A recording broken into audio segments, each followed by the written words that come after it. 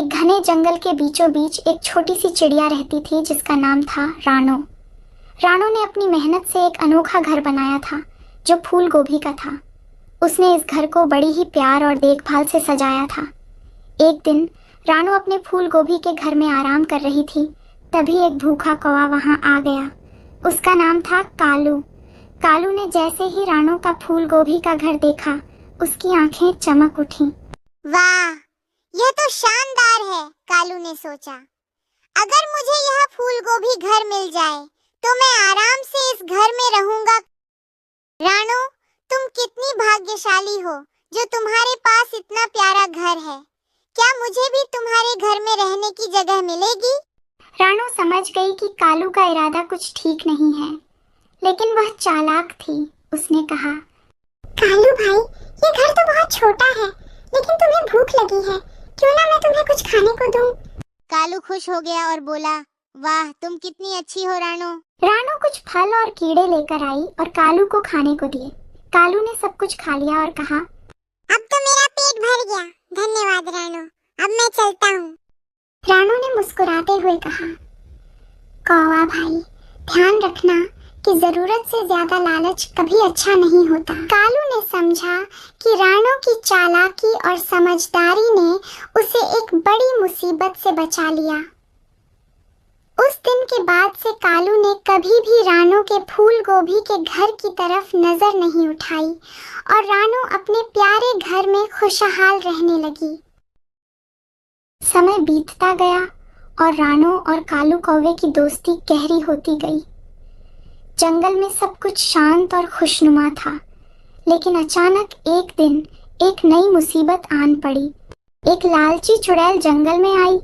चुड़ैल को भी रानो के फूल गोभी के घर की सुगंध ने अपनी ओर खींच लिया। चुड़ैल ने सोचा, अगर मुझे यह फूल गोभी का घर मिल जाए तो मैं जंगल की सबसे मशहूर चुड़ैल बन जाऊंगी।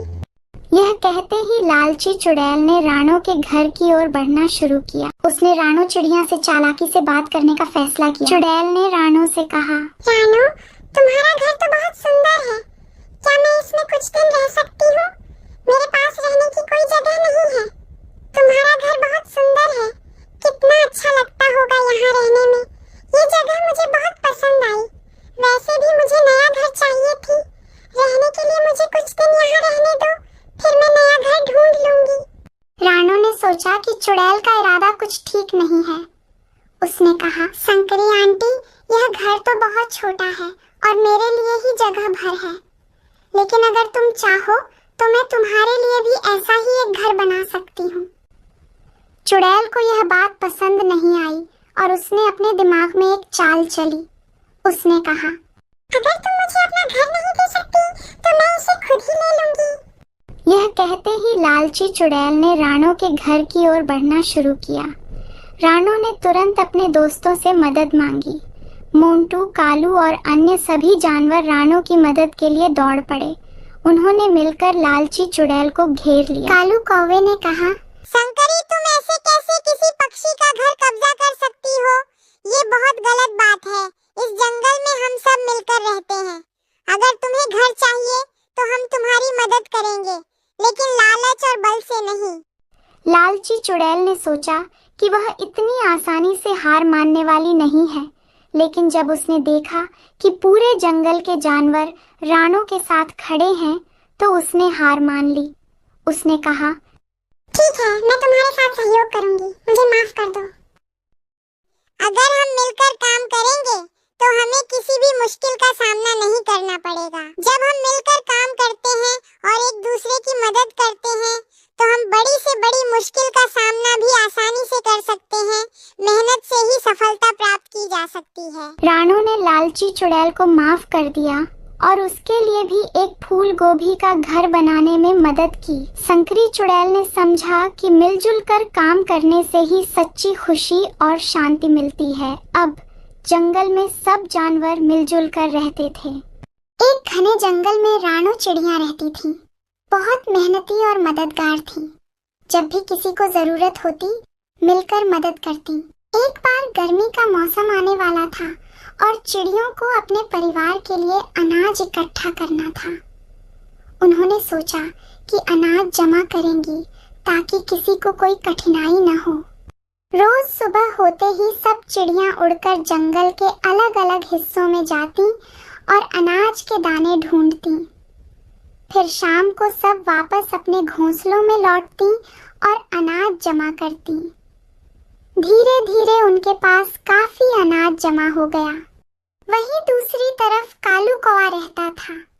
वह बहुत आलसी था। उसने सोचा कि जब सभी चिड़ियां अनाज जमा कर रही हैं, तो उसे मेहनत करने की जरूरत नहीं है। वह दिन भर आराम करती और दूसरों के अनाज पर निर्भर था। एक दिन अचानक मौसम बदल गया और तेज बारिश होने लगी। सभी चिड़ियां अपने घोंसलों में सुरक्षित थीं, लेकिन कालू कौवा को भूख लगी थी।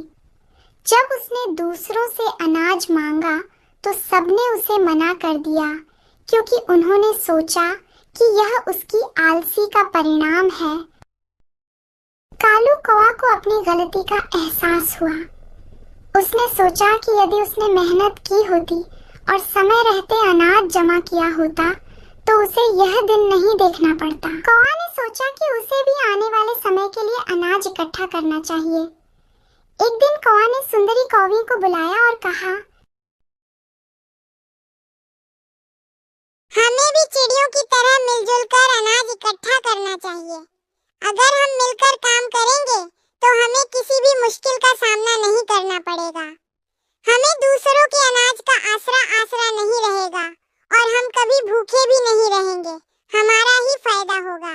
सुंदरी ने कौवा की बात मान ली और तय किया कि वे भी चिड़ियों की तरह अनाज इकट्ठा करेंगे।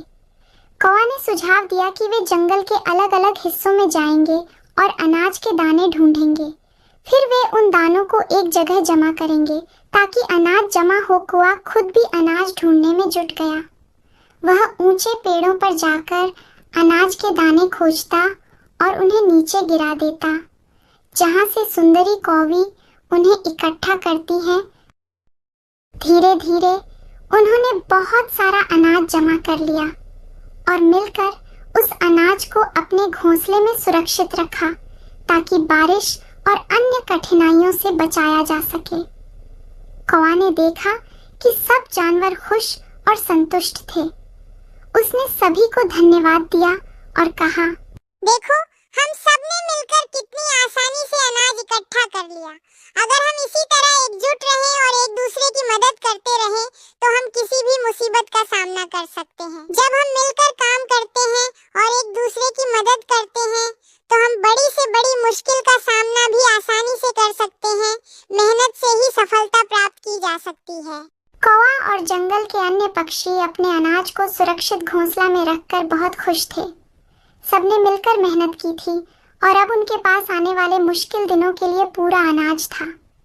लेकिन एक दिन एक नई समस्या सामने आई। एक भूखी चील जो जंगल के दूसरी तरफ रहती थी, उसने अनाज की खुशबू सूंघी और घोंसले की ओर चली आई। चील ने सोचा कि अगर उसे यह अनाज मिल जाए तो उसकी भूख मिट जाएगी और उसे शिकार करने की जरूरत नहीं पड़ेगी। ये कौवे और कौवी कितने मूर्ख हैं। इनकी मेहनत से इकट्ठे किए हुए फलों को क्यों न चुरा लिया जाए। बहुत मजा आएगा ये। जब इतने ताजे और अच्छे दिख रहे तो कितने स्वादिष्ट होंगे। रात के समय जब सभी जानवर सो रहे थे, चील चुपचाप घोंसले के पास पहुंची और अनाज चुराने की कोशिश करने लगी। लेकिन चतुर कौवा ने एक योजना बनाई थी। उसने अनाज की सुरक्षा के लिए पहरेदारी की व्यवस्था की थी। हर रात एक पक्षी पहरा देता था। उस रात टूना की बारी थी पहरेदारी की। उसने चील को देखते ही आवाज लगाई, सावधान, कोई चोर आ गया है। उसकी आवाज सुनकर सारे जानवर जाग गए और चील को पकड़ लिया। कौवा ने चील से पूछा, तुमने ऐसा क्यों किया? अगर तुम्हें भूख लगी थी तो तुम मदद मांग सकती थी। चोरी करना गलत है। चील शर्मिंदा हुई और उसने अपनी गलती मानी।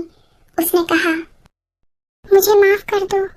मुझे नहीं पता था कि आप सब इतने सहयोगी और मददगार हैं। हम सभी मिलकर काम करते हैं और एक दूसरे की मदद करते हैं। ईमानदारी और मेहनत से ही हम सबका विश्वास जीत सकते हैं। चोरी और धोखा देकर हम कुछ भी प्राप्त नहीं कर सकते। लेकिन अगर हम सहयोग और मदद का हाथ बढ़ाएं, तो हमें सबकी मदद मिलती है और हम सब मिलकर खुशहाल जीवन जी सकते हैं।